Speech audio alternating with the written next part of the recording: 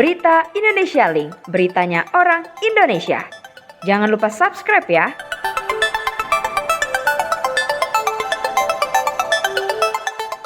Kami melihat bahwa secara nasional eskalasi COVID masih terus meninggi, baik itu di dalam maupun di Pulau Jawa Bali maupun di luar Jawa Bali.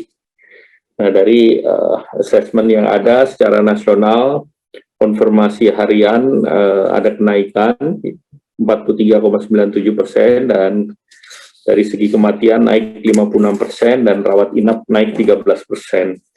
Kasus aktif secara nasional sebesar 359.455 kasus dengan kontribusi Jawa Bali 76,88% dan non Jawa Bali sebesar 23,02%.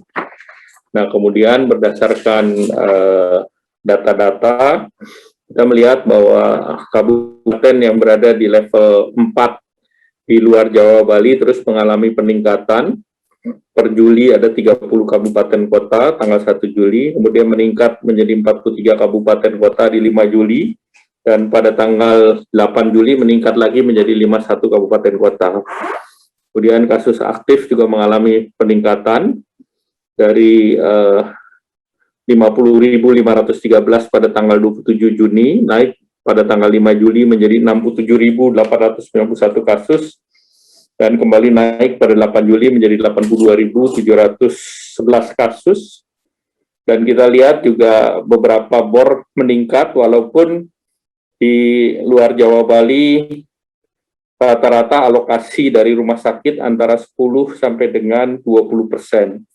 Jadi ini masih di bawah angka yang diminta oleh Pak Menteri Kesehatan 40%, sehingga tentunya BOR-nya relatif ada yang tinggi di Lampung, Papua Barat, Kepri, Kalbar, dan Sumbar.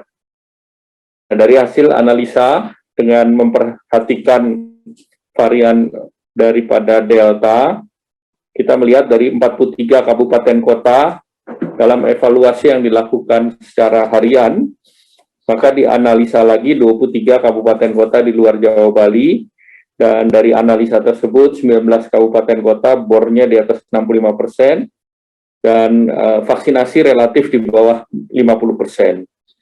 Yang sudah mencapai 50%, di atas 50%, hanya 4 kabupaten kota keseluruhannya di Kepulauan Riau, yaitu Kota Batam, Tanjung Pinang, Bintan, dan Natuna.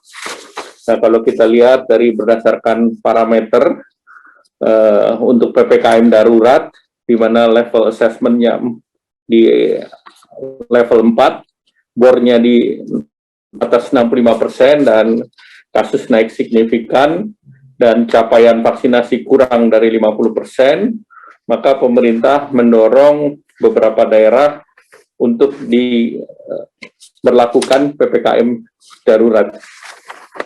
Itu daerah tersebut adalah Kota Tanjung Pinang, Kota Singkawang, Kota Padang, Kota Padang Panjang, Kota Bukit Tinggi, Kota Balikpapan, Kota Bontang, Kota Bandar Lampung, Kota Pontianak, Manokwari, Kota Sorong, kemudian juga di Kota Mataram, Kota Medan, serta Kota Batam. Nah, pengaturannya tentu kalau kita lihat ini adalah 15 daerah berdasarkan kriteria yang ada. Pengaturan pembatasan kegiatan tersebut ini mengikuti PPKM darurat yang ada di Jawa Bali, di mana kegiatan ini nanti akan diatur dalam instruksi Mendagri nomor 15, sesuai dengan nomor 15, 16, dan 18. Dan ini adalah pembatasannya terkait dengan perkantoran untuk di daerah darurat adalah 100%. Kemudian belajar mengajar juga ini dilakukan secara daring. Kegiatan esensial ini mengikuti bahwa pemerintahan 25% dan esensial dari work from home-nya 50%. Kemudian sektornya adalah sektor-sektor yang terkait dengan sektor esensial, antara lain pasar modal, perbankan, teknologi informasi, perhotelan non karantina dan industri yang esensial yang sudah memperoleh IOMKI. Kemudian yang kritikal seperti energi, kesehatan, keamanan, logistik, makanan, minuman, industri-industri seperti petrokimia, semen, penanganan bencana, kemudian juga terkait dengan kegiatan supermarket, pasar tradisional, toko-toko, pasar swalayan, seluruhnya masih bisa beroperasi yang esensial sampai dengan pukul 20. Kemudian untuk apotek bisa 24 jam. Kemudian makan minum seluruhnya take away, tidak ada dine-in. Kemudian di pusat perbelanjaan ditutup sementara.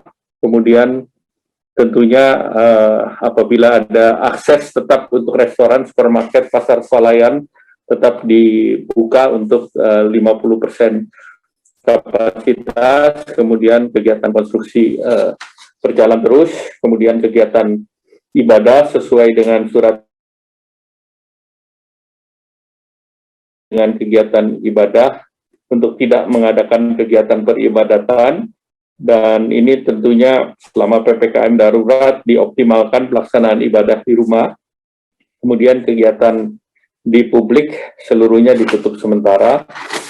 Kemudian kegiatan sosial seni budaya ditutup sementara. Rapat seminar juga seluruhnya ditutup sementara. Kemudian untuk transportasi umum nanti diatur oleh Perda dan Perkada, sedangkan perjalanan sesuai dengan edaran dari Menteri Perhubungan dan berbagai pengaturan lain.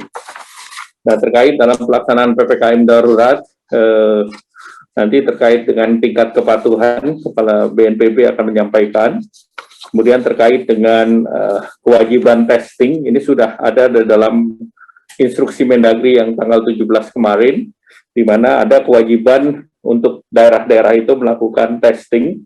Nanti Pak Menteri Kesehatan akan menjelaskan terkait dengan testing minimal.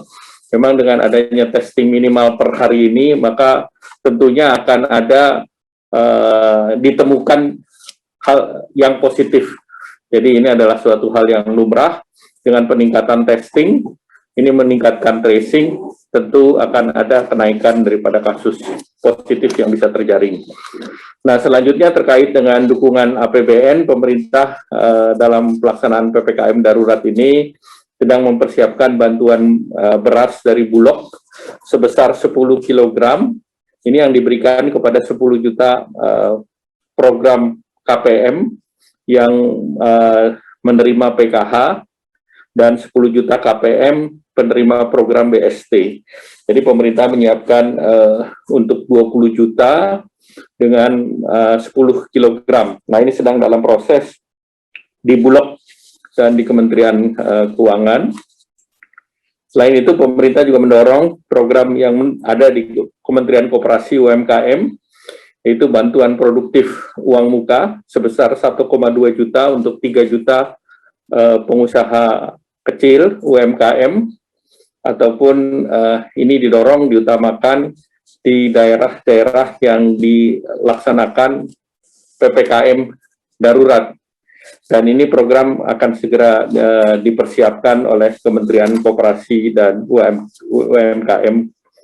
Dan pemerintah juga mendorong dukungan-dukungan untuk PPKM ini, antara lain tentu pemerintah sudah mempunyai alokasi yang dimasukkan di dalam program pemulihan ekonomi nasional.